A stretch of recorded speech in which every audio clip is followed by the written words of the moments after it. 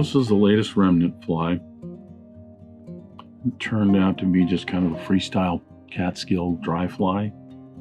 Rummaging through my stuff, dry fly hook kind of jumped out at me, and put some other things together with this. The Grizzly Hackle, typical on a lot of your Catskill dry flies like this, but I did throw in some Hungarian Partridge for the wing, which I thought was kind of interesting. Turned out pretty nice. Fun little pattern. I'm certain it will catch a fish or two. So that is the latest Remnant Fly. I'll get started tying.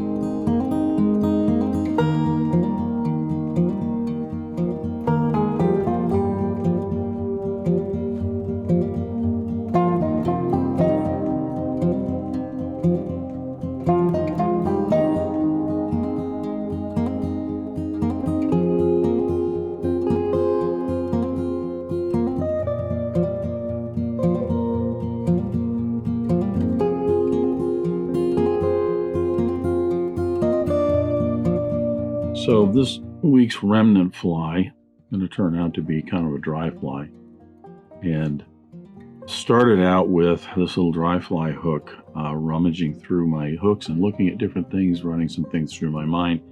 I all of a sudden got stabbed by this hook, so I decided, well, that's a sign that I need to be tying a little freestyle dry fly. So sometimes my inspiration comes through pain. This is basically going to be similar to just like a regular Adams. I'm going to tie in some, I've got a badger hackle here, some of these for a tail, and I've got some fine dry fly dubbing here, high and dry kind of stuff. The wings I'm going to do on this are going to be kind of interesting. This is some Hungarian Partridge. Looking at different things, I just thought the Hungarian Partridge kind of stood out. I like the coloring, dark barring on that, and I thought that would be interesting. So I'm going to match these two feathers up. Right now what I'm going to do is I'm just going to go ahead and match them up concave together like this, so that I got those tips together. I'm going to prep these for my wing by holding the very tip of those two. Then I'm going to stroke back the other barbs, basically getting them out of the way enough so that I have enough for some upright wings. Depending on the size hook, you can make this a little broader, a little narrower.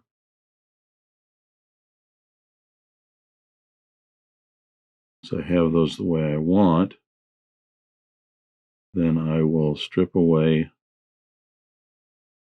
the rest of the barbs on those.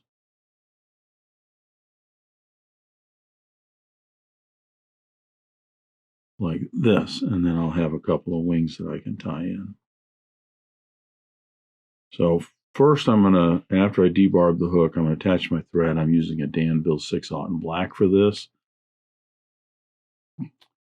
You can tie these in different methods.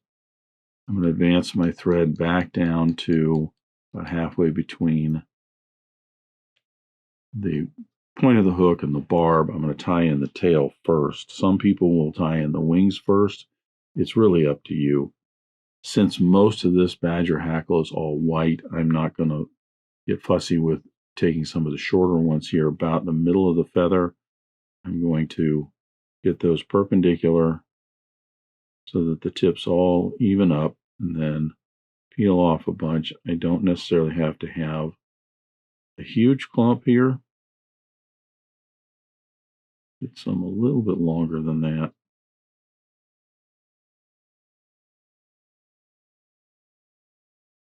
Because I want, remember, the tail helps to support the fly in the surface film. So I like mine to be the full length of the hook. I tied mine in a little bit long on my dry flies.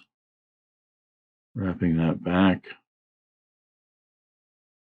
I'm going to wrap forward now, collecting all of that down along the hook shank to about 2/3 up the hook shank, right about here. That's where my hackle's going to go in.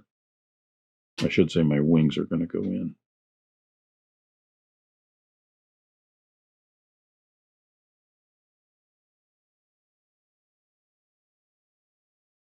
So with all of these all cleaned up and all the extra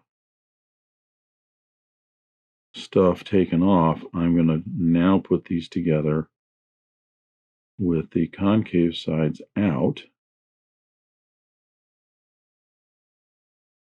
like this.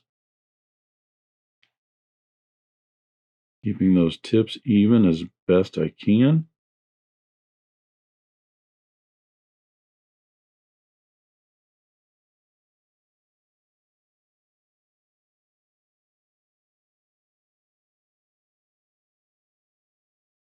I'm going to tie these in right at the very base of all those barbs. Get a couple wraps in there, and then I can position this a little bit, pull that out just a hair, and then wrap down to secure that back up here, because now I'm going to put a number of wraps in right in front as a thread dam, holding that back up.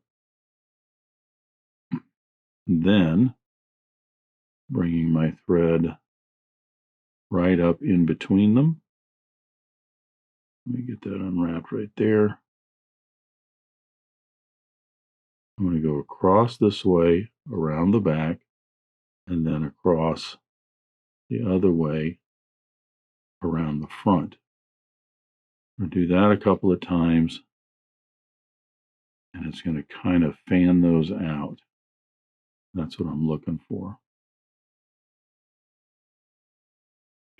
Remember, the hackle that I'm going to palmer in also is going to kind of push these into a nice upright position. Trim away the excess there. I'm going to wrap back to the very end. I thought about putting a rib in this, but I thought I'd just go with a regular dubbed body. So this is very similar to an Adams, except for the, just the materials. But it's you could consider it a typical Catskill style freestyle dry fly, I guess.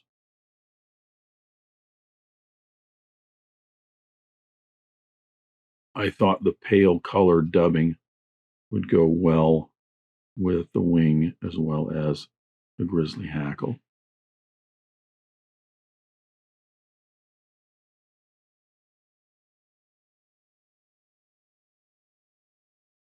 So I'm going to put this on, trying to get a little bit of a taper into it. Let me come back here a little bit. Probably have too much on here.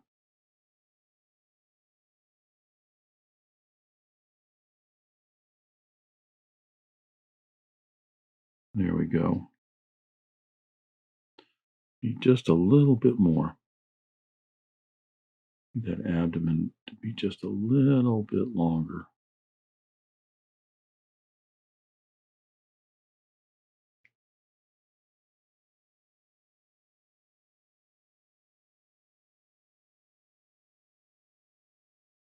There we go.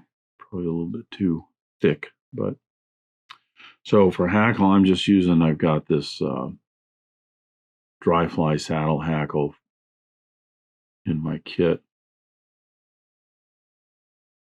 Go ahead and find the right barbs for this. A couple of little notes here. I've done this in some other videos. I'm going to cut just maybe about 1/8 of an inch, a little bit less, and leave the barbs there as kind of an anchor.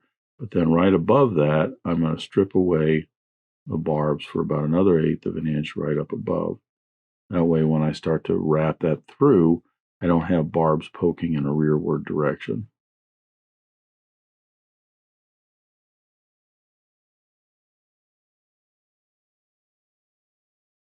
Bring my thread right up to just behind the eye of the hook.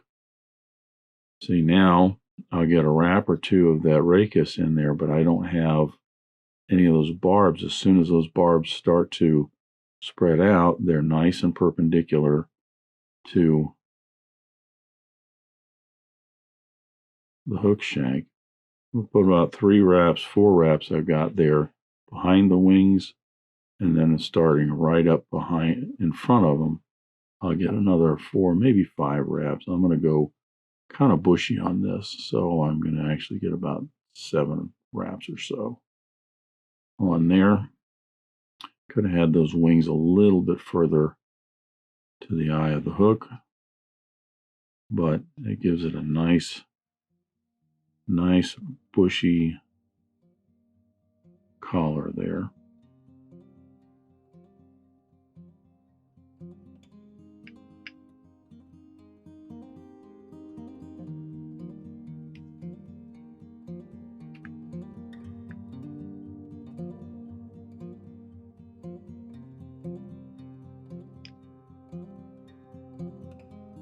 Just a couple of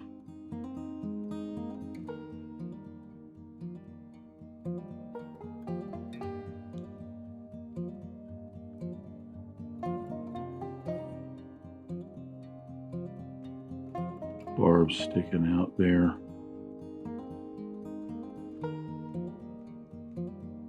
Don't be too concerned if you have any of those hackles that are pointing a little forward. They're going to want to try not to get any of them trapped under your whip finish.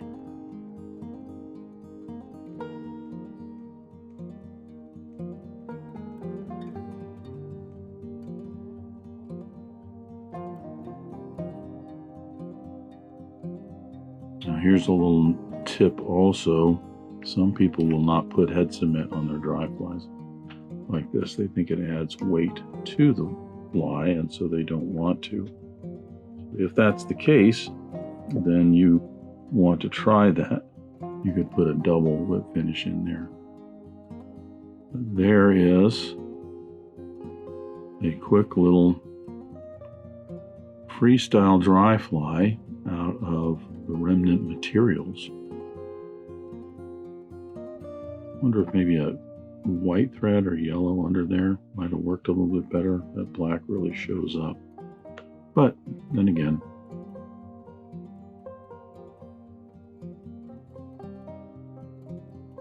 probably work as a good sulfur imitation.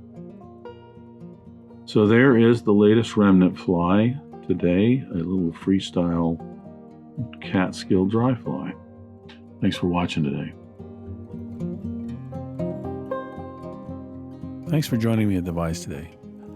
I hope you learned at least a new pattern, if not a new technique, maybe a tip or trick here and there. If you have any questions about this fly or any of the techniques used in constructing this pattern, please leave them in the comments section down below. If you go to the trouble to ask a question, I'll go to the trouble to answer it. If you'd like to help dressed irons, please share this video with your friends and anybody you think that might enjoy this pattern. Until next time, remember, it's fly tying. If you're not having fun, then you're doing it wrong.